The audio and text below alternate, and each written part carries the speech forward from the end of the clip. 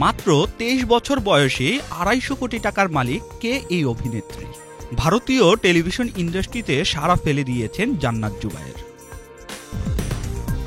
২০০১ সালের ২৯ আগস্ট মুম্বাইয়ে জন্মগ্রহণ করেন জান্নাত। দ্য ওয়ালের রিপোর্ট অনুযায়ী শুধু টেলিভিশনেই নয়, সোশ্যাল মিডিয়া এবং ব্যবসাতেও সফল জান্নাত। শিশুশিল্পী হিসেবে অভিনয়ে যাত্রা শুরু করলেও অল্প সময়েই নিজের প্রতিভায় টিভি ইন্ডাস্ট্রির অন্যতম জনপ্রিয় তারকায় পরিণত হয়েছেন। অভিনয়ের জন্য প্রতি এপিসোডে পারিশ্রমিক নেন ১৮ লাখ টাকা, যা কিনা টিভি ইন্ডাস্ট্রির অভিনেত্রীদের মধ্যে সর্বোচ্চ পারিশ্রমিক। তার অভিনীত জনপ্রিয় ধারাবাহিকগুলোর মধ্যে রয়েছে ফুলওয়া, মহারানা প্রতাপ এবং তু আশিকি। এছাড়াও রানী মুখার্জির হিচকি সিনেমায় অভিনয় করেও দর্শকদের মন জয় করেছেন।